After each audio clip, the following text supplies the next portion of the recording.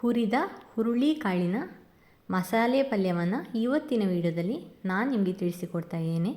ನಮಸ್ತೆ, ಆದ್ಯಭಟ್ ಯೂಟ್ಯೂಬ್ ಚಾನಲಿಗೆ ಆಧಾರದ ಸ್ವಾಗತ. ತುಂಬಾ ರುಚಿಯಾಗಿ ಸಿಂಪಲಾಗಿ ಮನೆಯಲ್ಲಿಯೇ ಹುರಿದ ಹುರುಳಿಕಾಳಿನ ಪಲ್ಯವನ್ನು ಮಾಡೋಣ ಬನ್ನಿ. 1 ಬೌಲಷ್ಟು ಹುರುಳಿಕಾಳನ್ನು ತಗೊಂಡು ಕುಕ್ಕರಲ್ಲಿ ಹಾಕಿ ಚೆನ್ನಾಗಿ ಹುರ್ಕೊಳ್ಬೇಕು.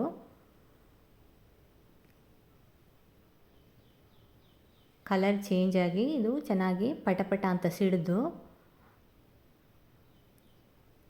ಪರಿಮಳ ಬಂದು ಕಲರ್ ಚೇಂಜ್ ಆಗೋ ತನಕ ಹುರ್ಕೊಳ್ಳಿ. ಆ ಥರ ಹುರಿಯೋದ್ರಿಂದ ಪಲ್ಯದ ರುಚಿ ತುಂಬ ಚೆನ್ನಾಗಿರ್ತದೆ. ಈ ಥರ ಕಲರ್ ಚೇಂಜ್ ಆಗಬೇಕು. ಈ ಸಂದರ್ಭದಲ್ಲಿ ಇದಕ್ಕೆ ಜಾಸ್ತಿ ನೀರು ಹಾಕ್ಕೊಳ್ಳೋದು ಬೇಡ, ಯಾಕಂದರೆ ನಾವಿಲ್ಲಿ ಪಲ್ಯ ಮಾಡ್ತಾ ಇರುವಂಥದ್ದು. ಹಾಗಾಗಿ ಸ್ವಲ್ಪ ನೀರನ್ನು ಹಾಕ್ಕೊಂಡು ರುಚಿಗೆ ತಕ್ಕಷ್ಟು ಉಪ್ಪನ್ನು ಹಾಕಿ 7ರಿಂದ 8 ವಿಸಿಲಷ್ಟು ಕುಕ್ಕರನ್ನು ಕೂಗಿಸ್ಕೊಳ್ಳಿ. ಇಲ್ಲಿ ಒಂದು ಮಿಕ್ಸಿ ಜಾರ್ಗೆ ಸ್ವಲ್ಪ ಕಾಯಿ ತುರಿಯನ್ನು ಹಾಕ್ಕೊಳ್ತಾ ಇದ್ದೇನೆ. ಮಸಾಲೆಯನ್ನು ರೆಡಿ ಮಾಡಿಕೊಳ್ಳೋಣ. ಜಾಸ್ತಿ ಬೇಡ, ಯಾಕಂದರೆ ಇಲ್ಲಿ ಹುರುಳಿಕಾಳಿನ ಪ್ರಮಾಣ ಸ್ವಲ್ಪ ಕಡಿಮೆ ಇದೆ. ಹಾಗಾಗಿ 1 ಸ್ಪೂನಷ್ಟು ಸಾಸಿವೆಯನ್ನು ಸೇರಿಸ್ಕೊಳ್ತಾ ಇದ್ದೇನೆ. ಸ್ವಲ್ಪ ಹುಣಸೆ ಹಣ್ಣು, 4 ಕುಂಟೆ ಮೆಣಸಿನಕಾಯಿಯನ್ನು ತಗೊಂಡಿದ್ದೇನೆ. ಇದನ್ನು ಕಟ್ ಮಾಡಿಬಿಟ್ಟು ಹಾಗೆ ಹಸಿ ಹಾಕ್ಕೊಳ್ಳೋದು. ಇಲ್ಲಿ ಯಾವುದೇ ಮಸಾಲವನ್ನು ಹುರ್ಕೊಳ್ಳೋದಕ್ಕಿಲ್ಲ.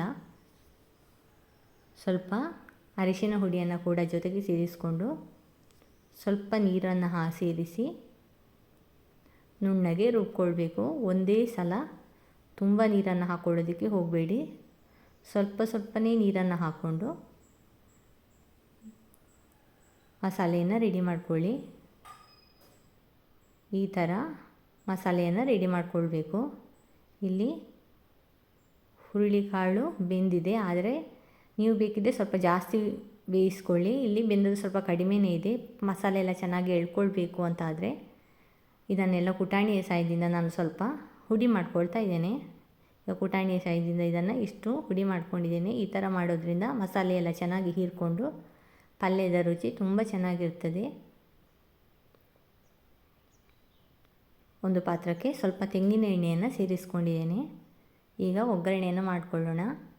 ಸ್ವಲ್ಪ ಜೀರಿಗೆ, ಕರಿಬೇವಿನ ಸೊಪ್ಪು ಹಾಕಿ ಚೆನ್ನಾಗಿ ಸಿಡಿದ ನಂತರ ನಾನು ಈರುಳ್ಳಿಯನ್ನು ಉದ್ದಕ್ಕೆ ಕಟ್ ಮಾಡಿಕೊಂಡು ಈ ಥರ ಬಿಡಿಸ್ಕೊಂಡಿದ್ದೇನೆ. ಈರುಳ್ಳಿಯನ್ನು ಹಾಕಿ ಚೆನ್ನಾಗಿ ಕಲರ್ ಚೇಂಜ್ ಆಗೋ ತನಕ ಹುರ್ಕೊಳ್ಬೇಕು.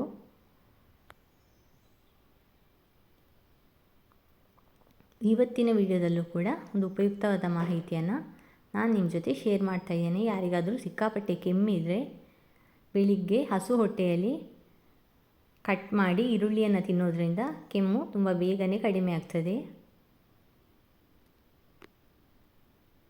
ಈರುಳ್ಳಿಯ ಕಲರ್ ಈ ಥರ ಚೇಂಜ್ ಆಗಬೇಕು. ಇನ್ನೂ ಸ್ವಲ್ಪ ಚೇಂಜ್ ಆದರೆ ಒಳ್ಳೆಯದು. ಈರುಳ್ಳಿಯನ್ನು ಚೆನ್ನಾಗಿ ಬಾಡಿಸ್ಕೊಂಡಾಯಿತು. ಈಗ ಬೇಯಿಸಿರುವಂತಹ ಹುರುಳಿಕಾಳನ್ನು ಸೇರಿಸ್ಕೊಳ್ತಾ ಇದ್ದೇನೆ.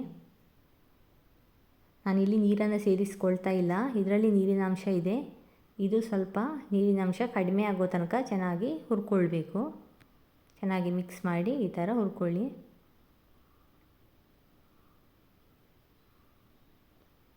ಈಗ ಸ್ವಲ್ಪ ನೀರಿನ ಅಂಶ ಕಡಿಮೆ ಆಗಿದೆ. ಈಗ ರುಬ್ಬಿರುವಂತಹ ಮಸಾಲೆಯನ್ನು ಸೇರಿಸ್ಕೊಳ್ತಾ ಇದ್ದೇನೆ. ಇಲ್ಲಿ ನಾನು ಮಸಾಲೆಗೆ ಕೂಡ ನೀರನ್ನು ಸೇರಿಸಿಕೊಳ್ತಾ ಇಲ್ಲ.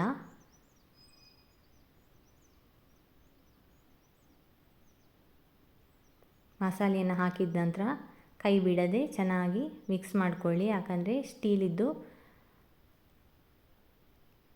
ತೆಳ್ಳಗಿರುವ ತಳ ಇರುವಂಥ ಪಾತ್ರ ಆಗಿರೋದ್ರಿಂದ ಇದು ತಳ ಹಿಡಿಯುವ ಚಾನ್ಸಸ್ ಜಾಸ್ತಿ ಇರ್ತದೆ. ನೀವು ಸ್ವಲ್ಪ ದಪ್ಪ ತಳದ ಪಾತ್ರ ತಗೊಂಡೆ ಬೇಕಿದ್ದರೆ ಮುಚ್ಚಳ ಮುಚ್ಚಿ 5 ನಿಮಿಷ ಬೇಯಿಸ್ಕೊಳ್ಬೋದು.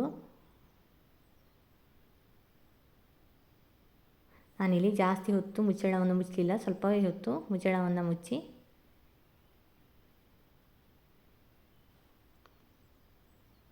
ಪುನಃ ಮುಚ್ಚಳವನ್ನು ತೆಗೆದು ಚೆನ್ನಾಗಿ ಮಿಕ್ಸ್ ಮಾಡಿಕೊಂಡು ಬೇಯಿಸ್ಕೊಳ್ತಾ ಇದ್ದೀನಿ. ನಾನು ಉಪ್ಪನ್ನು ಮೊದಲಿಗೆ ಸೇರಿಸ್ಕೊಂಡಿದ್ದೇನೆ. ನೀವು ಬೇಕಿದ್ದರೆ ಉಪ್ಪಿನ ರುಚಿ ಒಂದು ಸಲ ನೋಡಿಕೊಳ್ಳಿ.